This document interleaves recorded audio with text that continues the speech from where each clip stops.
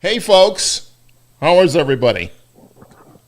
Awesome. Really good. Okay, good. Peter, Trying to decide whether to reinstitute my ABC accounts, your ABC accounts. Disney accounts. Oh, yeah. I held off until Monday. Because I thought if there's going to be an announcement, if they work it out over the weekend, it'll come Monday. And they did. So I'm okay for now. Bob Iger, I'm okay for now. But if you start that shit again, out of here. No, listen. If particularly for us as black people, if people are mad at Disney now, after I done seen everything, but I ain't never seen no elephant fly, and Uncle Remus and all that type of stuff. Please, we got way bigger fish to fry with Disney than me worried about Jimmy Kimmel and what happens with his life. Whatever happens with his life, he was going to be fine. He's back. Please. Yeah, but as Bernie Sanders says, Jamal, it's not about me, it's about us. So it really wasn't about Jimmy Kimmel. It was about free speech. Yeah. Hey, before we get into Jimmy Kimmel, because we're going to talk a lot about that, Peter, you said you detected some breaking information. We got breaking news. Thursday. What's up? James Comey indicted. Oh, yeah. I told you guys this 3 days ago. Yeah, you did, Merrill. You were on it. Yeah, you did. You sure did. Any more detail than that? He's just grand jury. Go ahead. No, go ahead. Give detail, please. Yeah, well, I'm just reading a little bit here. Federal grand jury, an extraordinary escalation in President Donald Trump's effort to prosecute his political enemies. So it's amazing that they got it done that quickly. But to Merrill's point, the clock was ticking, and so they got it done. That's crazy. Yeah. Merrill, fair to say. Go ahead. Comey is not the homie. Boom. I forgot to fix the rim shot, for God's sakes. Merrill, you predicted this. What brought you to that conclusion so early? It's about a week ago. Well, I've been hearing about this stuff about they're looking to indict him. So I started thinking about what possible things could it be, and the only thing that the statute of limitations hadn't run on was his testimony before Congress. And that was going to run out. I don't remember, it was running out on the 30th. I can't remember what day it was. When I messaged you guys earlier in the week or last week about it, there was like 8 days left or something like that. So I don't remember if it's tomorrow or Monday that it expires. But they were running out of time. And that's why Trump was going berserk with this career prosecutor who was acting U.S. attorney in the Eastern District of Virginia because he wasn't cooperating. Yeah. And this is going to be a huge burden on Comey. Fortunately for him, he's a guy of means and he'll be able to handle it. He's not going to get convicted of this. There's really. Because the information that I haven't seen the indictment obviously yet, because I don't even know if it's been posted on the court website. I can quickly tell you that it's he's being charged with giving false statements and obstruction of justice. So, yeah. I don't know where the obstruction of justice would come in because there was no legal proceeding going on. That's kind of a weird charge. Lying to Congress obviously is problematic, but from what I understand, the testimony that they were focusing on was what he said he told someone else, and that person apparently backs him up that what he told Congress was consistent with what he told that person. So. At the end of the day, with everything else that's swirling around, do we really care? It's kind of like a day late and a dollar short, isn't it? That I don't personally. I don't care what happens to Comey. I do care that the justice system functions properly. Mm-hmm. Yeah. Look, Comey is one of those rare birds who is, amongst the 1% of people charged by the federal government who probably did not commit the offense that they're charged with or anything close to, because in 99% of the cases, the person charged by the federal government has committed the offense or something that is a lesser included offense.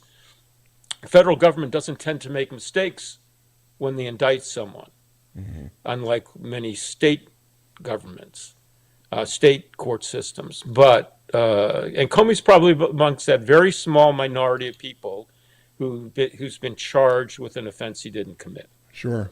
And those are the cases that really test the system. Yeah.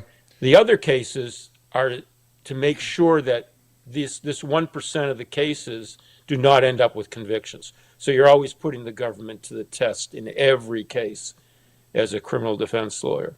Gotcha. Just to keep the system honest.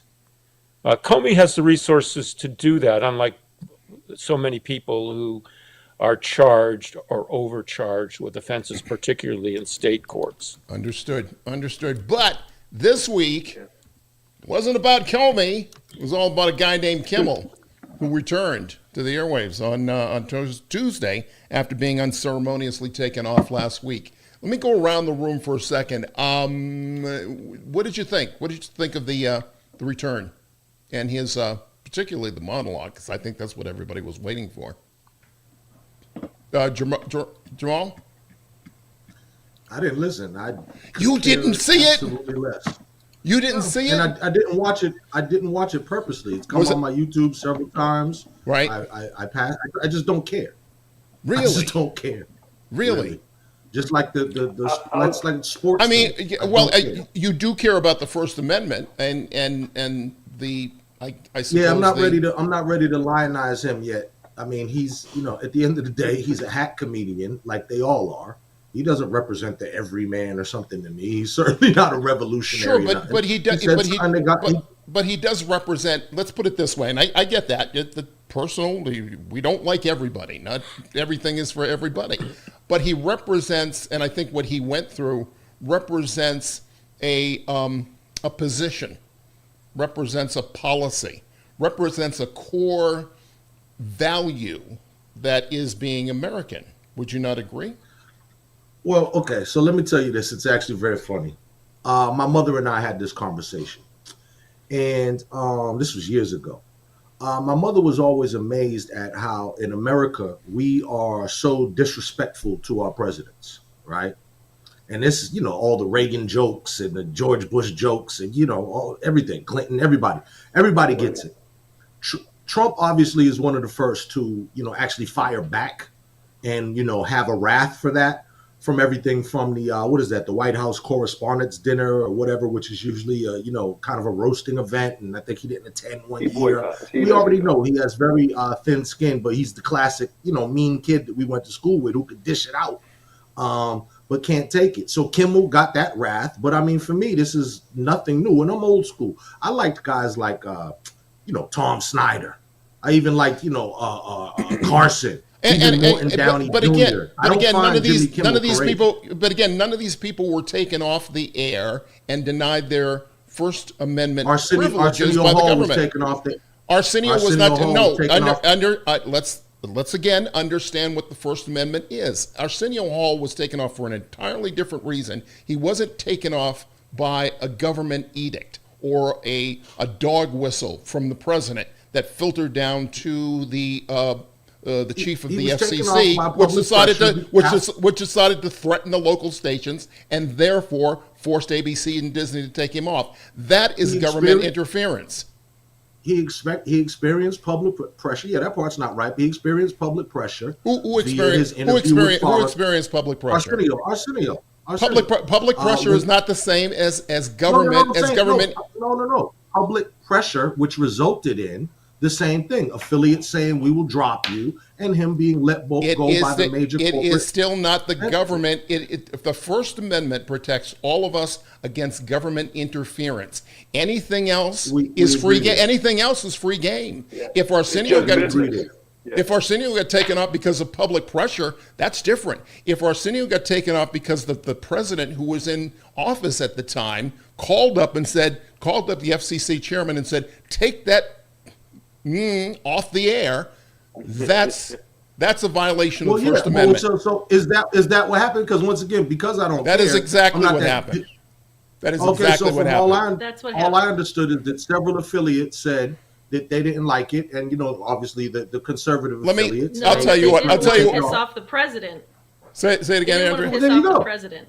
Yeah. But I'm saying Trump actually making a phone call, that's a bit different. So if you're saying Trump actually made the call, yeah, that's wrong and criminal and par for the course. For Jamal and everybody else who was away this past week, let me just play a little bit of what Kimmel had to say in response to what happened to him 3 days earlier when he came back and had that first monologue, I believe, on Tuesday. You play cut number 1. And the truth is, I don't think what I have to say is going to make much of a difference. If you like me, you like me. If you don't, you don't. I have no illusions about changing anyone's mind. But I do want to make something clear because it's important to me as a human, and that is, you understand that it was never my intention to make light of the murder of a young man.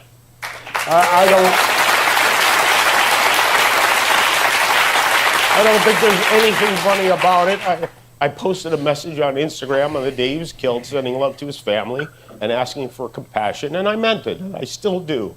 Nor was it my intention to blame any specific group for the actions of what it was obviously a deeply disturbed individual. That was really the opposite of the point I was trying to make, but I understand that to some that felt either ill-timed or unclear, or maybe both. And for those who think I did point a finger, I get why you're upset. If the situation was reversed, there's a good chance I'd have felt the same way. I have many friends and family members on the other side who I love and remain close to, even though we don't agree on politics at all. I don't think the murderer who shot Charlie Kirk represents anyone. This was a sick person who believed violence was a solution, and it isn't. Ever. And also, selfishly, I am a person who gets a lot of threats. I get many ugly and scary threats against my life, my wife, my kids, my coworkers because of what I choose to say. And I know those threats don't come from the kind of people on the right who I know and love. So that's what I wanted to say on that subject. But I don't want to make this about me and I know this is what people say when they make things about them, but I really don't. This show is not important. What is important is that we get to live in a country that allows us to have a show like this. I also want to thank all of you.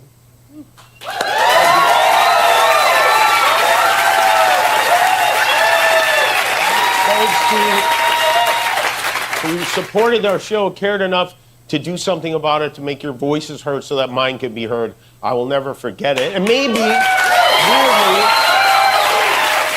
most of all, I want to thank the people who don't support my show and what I believe, but support my right to share those beliefs anyway. People who I never would have imagined, like Ben Shapiro, Clay Travis, Candace Owens, Mitch McConnell, Rand Paul, even my old pal Ted Cruz, who, believe it or not, said something very beautiful on my behalf. I hate what Jimmy Kimmel said. I am thrilled that he was fired. Oh, wait, no, not that. The other part. But let me tell you, if the government gets in the business of saying, what you we can don't and can't like say, what you, the media, have said, we're going to ban you from the airwaves if you don't say what we like. That will end up bad for conservatives. I don't think I've ever said this before, but Ted Cruz is right. He's absolutely right. So there you have it. Go on. I did not see Jimmy Kimmel. I don't watch Jimmy Kimmel. I like to see some of his spots as a replay on YouTube. And I did not see that part And I have to say, I wish more people who didn't follow him would see that part, because that was I thought that was really impactful. I did not know that that was included. I saw other segments that he did, but I did not see that one.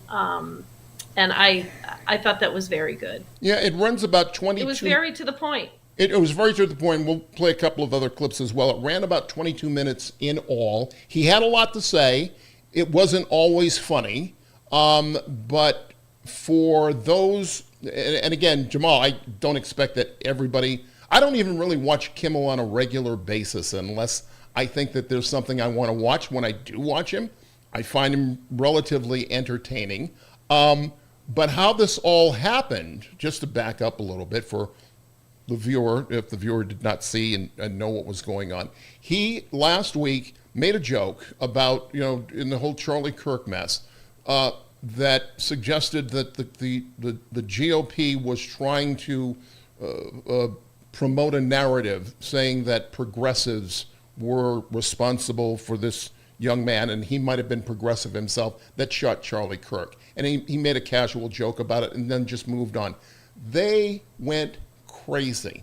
And so what happened following that was that the chairman of the FCC, Brandon Carr, threatened local affiliates with the loss of their license or something or other, if in fact Kimmel was allowed to go on and play on their networks, and in fact threatened Disney ABC, although Disney ABC doesn't carry a license. As we talked about before, the FCC does not grant licenses to networks, only to local TV and radio stations. So with that threat that we can, I suppose, safely assume, part of that came down from Trump, the affiliates backed out, two affiliates in particular, Nexstar and Sinclair. I've worked for Sinclair. I worked for Sinclair for a very short time with the DC affiliate WJLA. And that's a whole nother story. You're probably familiar with it, but they were more than happy to agree with them. And ABC Disney took him off temporarily. He was not fired, as some people would say. So they took him off temporarily. They had a change of heart over the weekend after some discussion and some talk with Kimmel, and thought it not a good thing, not a good look to go up against the First Amendment, which is essentially what was going on. If the president says in any way, shape, or form, or forces anybody within the executive branch or any of the other branches for that matter to take action on a broadcast outlet, that is interfering in the First Amendment. Plain and simple. Plain and simple. Directly or indirectly, because it was right. Indirectly. Mm-hmm. Absolutely. But it still was pressure. It was understood. That is dictatorship, period. And to Jamal's point, I'm the same way. I don't watch Jimmy Kimmel, but I have to tell you, this was not about Jimmy Kimmel. Like him or don't like him, just what he said, it's not about him. It's about everyone in this country. Which is why many of the conservative podcasters, Ted Cruz, came out against it. We found that there was a lot of outcry on the other side of the fence for what had happened here. And I think that was what forced ABC Disney to reverse their decision. Of course, Nexstar and Sinclair still didn't air that return show on Tuesday, but that's okay. That's a whole nother story. But the did network, you see the numbers? Numbers were Did huge. you guys see the numbers? Sure did. 6.7 million, up from 600. What was it? 600K. 600,000. Thousand or something? Yep. 600K. It was 6.7 million people. Unheard of for late night TV in a monologue. Unbelievable. Yeah. Here's another cut from that monologue that should get to the point of what we're seeing here and what some people predict could happen if we let people step all over the First Amendment. Check out cut number 2. Should the government be allowed to regulate which podcasts the cell phone companies and Wi-Fi providers are allowed to let you download to make sure they serve the public interest? Do you think that sounds crazy? No! 10 years ago, this sounded crazy. Brendan Carr, the chairman of the FCC, telling an American company we can do this the easy way or the hard way, and that these companies can find ways to change conduct and take action on Kimmel, or there's going to be additional work for the FCC ahead, in addition to being a direct violation of the First Amendment, is not a particularly intelligent threat to make in public. Ted Cruz said he sounded like a mafioso. Although, I don't know, if you want to hear a mob boss make a threat like that, you have to hide a microphone in a deli and park outside in a van with a tape recorder all night long. This genius said it on a podcast. Brendan Carr is the most embarrassing car Republicans have embraced since this one. And that's saying something. Okay. Not one of the best jokes that evening, but you get the point. You got to understand, Jamal, and we don't disagree on a lot of things, but Kimmel was kicked off temporarily because of content. His monologues, I mean, the first 12 or 15 minutes of his show every night are almost 100% Trump related, and he just makes the guy look like a fool and a charlatan night after night after night. I mean, I don't watch it Just live, but confirms that he's a the charlatan. next morning I'm watching the monologue on YouTube. It's pretty entertaining, and it's gets me fired up for the day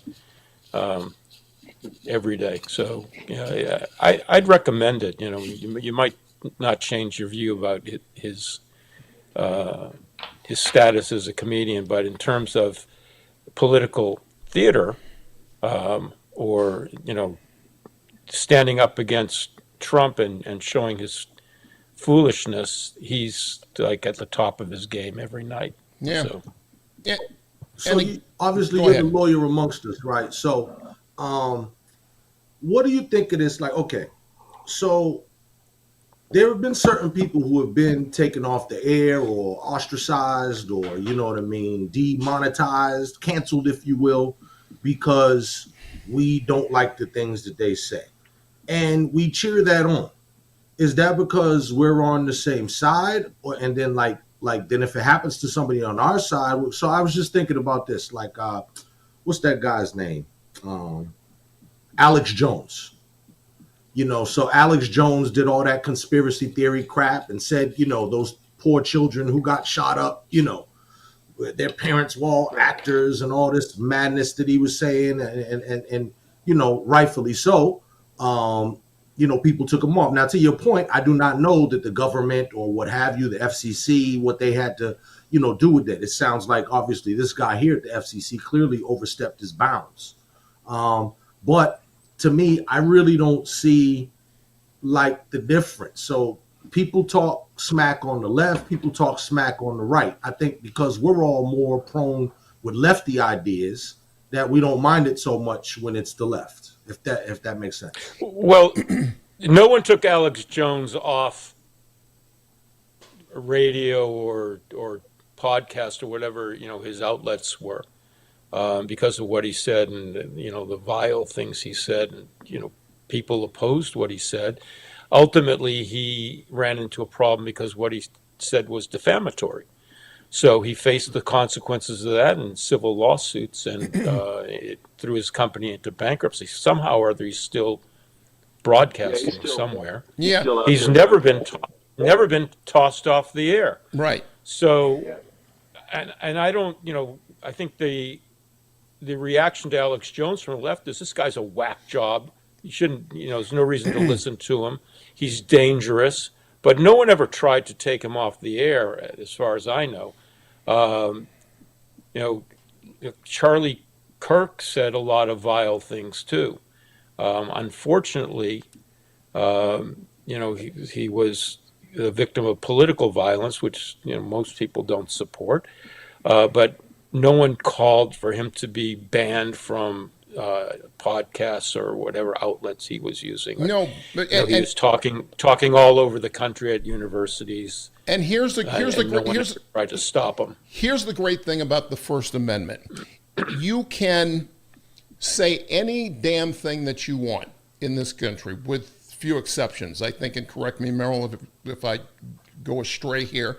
But so long as it doesn't, it doesn't suggest that I'm going to violently hurt somebody and or cause damage to property. If I'm not making those kinds of threats, you can say anything you want, anything you believe, and you're protected against that, because if we start telling, if the government is able to tell one person that they can't express their beliefs, it's a slippery slope. So if we tell the Nazis they can't go march in Peoria, then what happens is Skokie. Kind of close, isn't it? If they can't march in Skokie, then it's very easy for that to serve as a precedent for telling another group that we may be aligned with, that they can't do the same thing. So everybody has that right, First Amendment right, and it was hotly debated through the 2 or 3 days when Kimmel was off, because it was very clear that the government had done something that could affect not just you, but all of us. You got to remember also that it's not just being having your speech stopped or being taken off the air or barred from public spaces where you might want to address the public with some kind of crazy idea or some kind of idea that most people don't support. It's when the government creates a chilling effect on speech, which is essentially what they did here. It wasn't just Kimmel who was affected by this, because he was taken off the air because of what he said over the last several years, night after night after night. It's how do other media people react? Is it going to affect what Stephen Colbert says? It's going to affect what people in public life will say, because they may be concerned that the government will come after them. So it's the chilling effect that the government puts on free speech is also an issue. That the government should not be putting anybody in the position of being concerned for their safety or their well-being or their financial status or whatever because of the things they say. That's not the government's role. Yeah. People shouldn't get the idea they have to tone down what they say because the government might come after them. Pete, you haven't weighed in on this. Did you? Well, it's obviously the blur here for a lot of folks is that you can take somebody off of the air, and that's a business decision, and that probably goes back. I mean, I know Arsenio, that's a long time ago. We need to relive whatever happened. There's still people saying, bring Arsenio back. But that was a business decision, ultimately. And somebody could have said that the Jimmy Kimmel thing was a business decision, but clearly the government got involved, and that's the difference. We could say something if and on this, and if I had an employer still, and they heard me use the F word or speak badly of conservatives or whatever, they could say, "Hey, Peter, we don't like what your members, what your customers are hearing from your voice. You don't have a job anymore." Mm-hmm. So, and that's the way capitalism works, difference. Man. Yep. Interestingly, well, it was a business decision to the extent that the corporation decided that they were in danger from the government, but it was a business decision that implicated the First Amendment rights. So in that sense, yeah, it's like, what was the cause of death? He crashed into the ground. Well, but he was pushed. Yeah.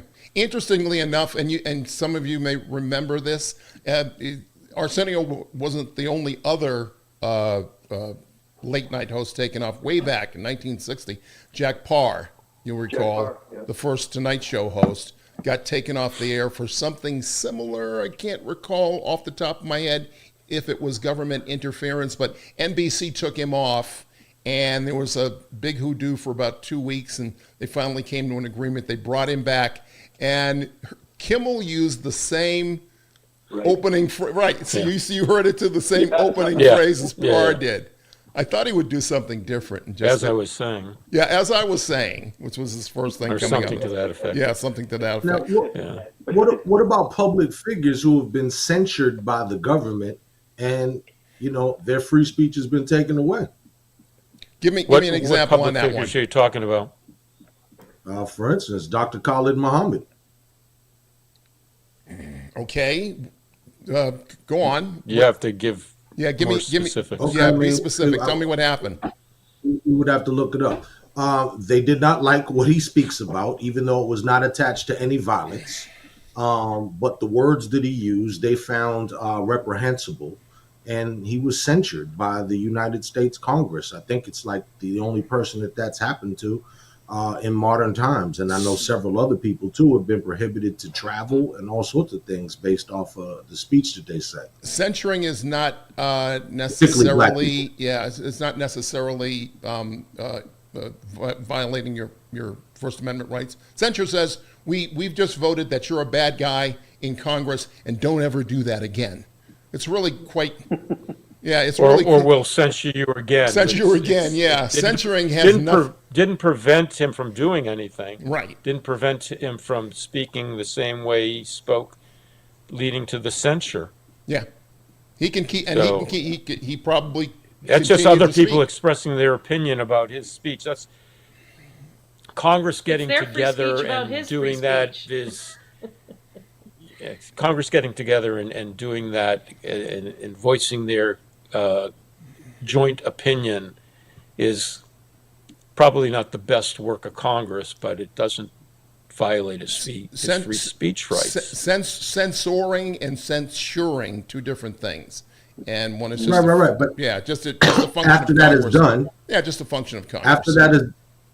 After something like that is done, particularly if part of your livelihood is based on, speaking, isn't that government interference with, because who's hiring you to speak after that? Not many people. Your universe just shrunk. Here is, again, the point I think we were trying to make before. You can say anything that you want.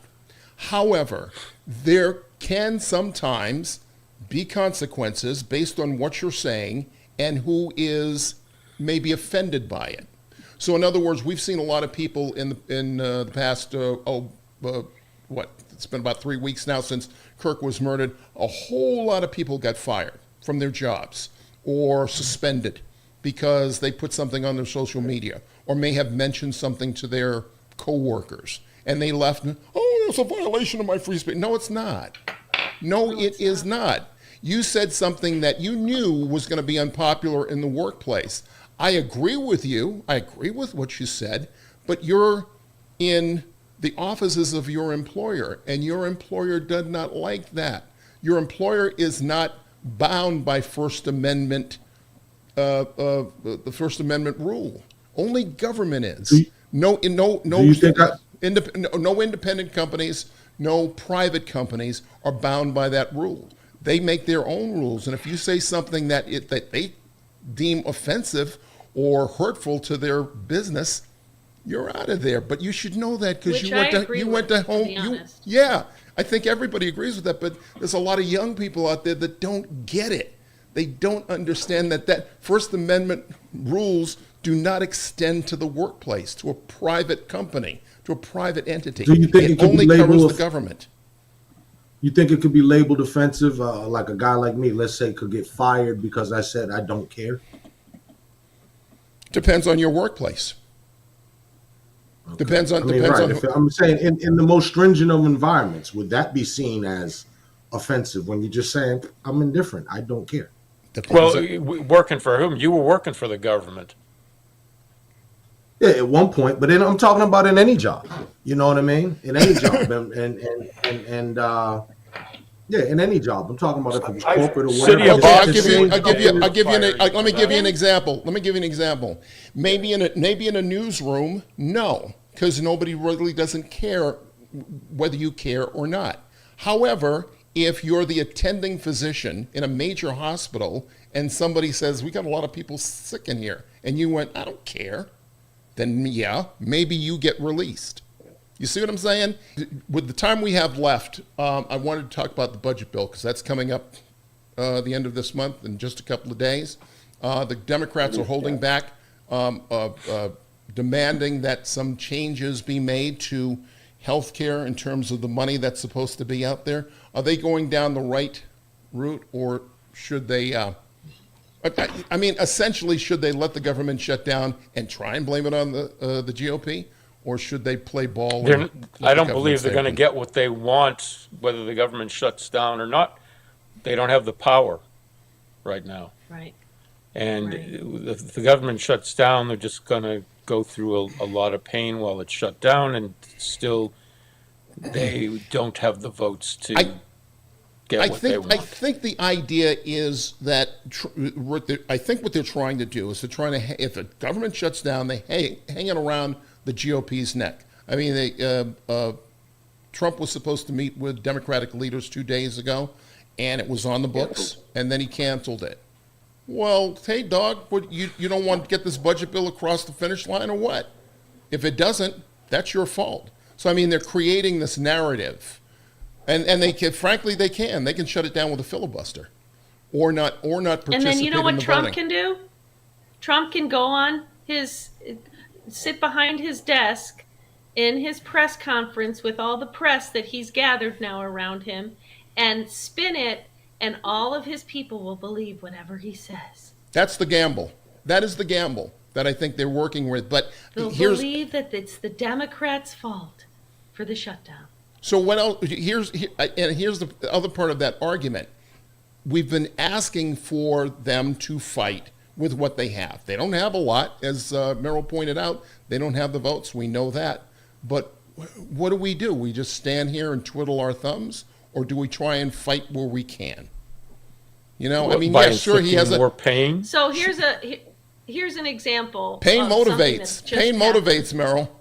Pain motivates. Pain.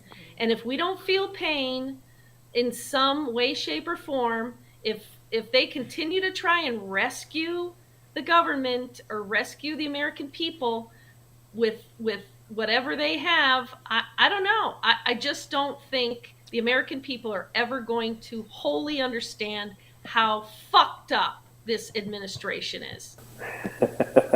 I'm kind of against it. I knew, Yeah. I understood the reason to try to push it, but I'm against it. I think, unfortunately, people are going to have to feel the pain. We're not going to win. We're not going to get that money, and people are going to feel this pain. I really agree. believe that. I mean, in essence, I agree. It's going to be a hard turn to make, and it's going to be a hard case to make, trying to put this around the neck of the GOP. But we will certainly see in a couple of days. Hey, folks, we've just about run out of time. Jamal, welcome back, man. See, that's why we need you, bruh. It's a good conversation. Really good conversation again this week. Guys, thank you. We all missed the rapture. I know. Yeah. Yeah. Yeah, okay, right. Raise a glass, folks. Thank you. Thank you for being here. And thank you for joining us. Remember, we're here each week, so be sure and follow us so you'll get notification for more great conversation. Until then, take care. Peace.